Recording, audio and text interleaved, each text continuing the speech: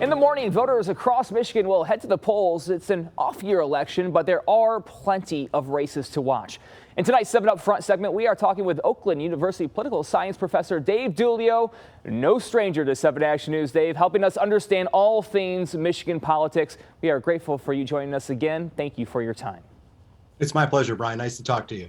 Good to be with you as well. Let's start locally. Mayoral races, city council spots, school boards, proposals in Detroit. What's your take on what we should be on the lookout for and if there will be any surprises tomorrow? Well, these local elections really are some of the most important that folks will ever confront when they go to the ballot box. These are commonly thought of as those that really impact citizens' daily lives.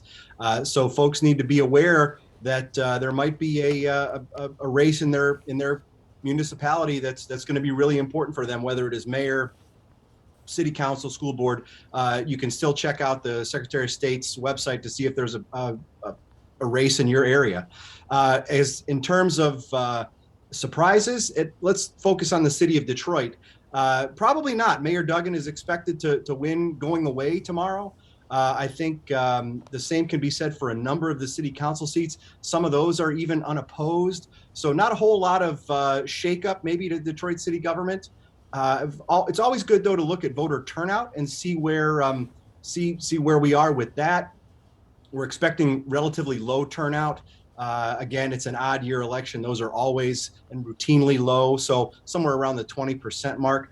Big race in Pontiac for a mayor there, as well as city council, and in plenty of places across Metro Detroit. How about in Dearborn? What do you see the mayor race happening there?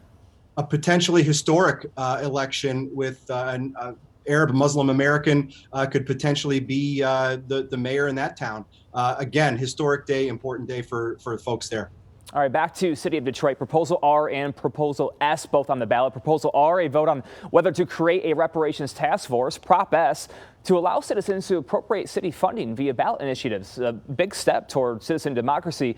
So what are the pluses and potential pitfalls of Prop S if it were to be enacted? And what are your thoughts on whether Prop R will succeed?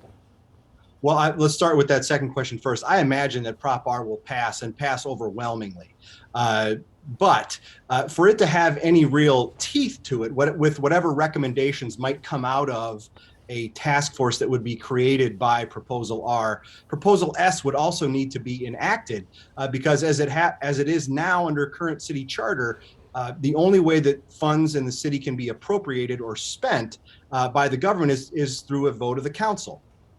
Proposal S would change that and give people the power to appropriate funds to a potential to fund potential recommendations that come out of the task force created by Proposal R. It's this pretty complex legislative direct democracy action that we've got here in the city of Detroit tomorrow, potentially, if they both pass. But I look at Proposal S as really the teeth that would go into Proposal R that would give folks in the city an opportunity to fund any potential recommendations that come out of Proposal R. So you do view them as connected. Dave, let's expand to the long view here.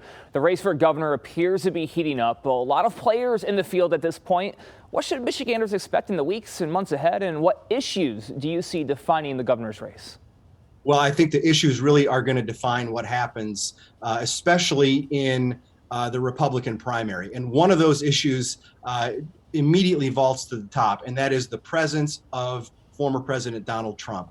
How active is he in Michigan politics? Does he make an announced endorsement? And when does that happen? Who does that go to? What does that mean for the party base? That could be the first big shoe to drop.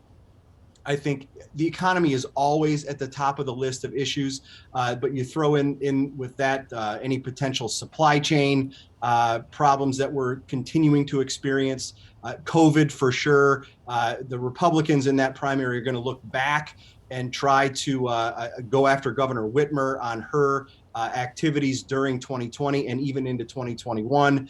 It's going to be a dogfight for that Republican nomination. All right, political expert Dave Dulio, we appreciate your time tonight as always, Dave. Thank you.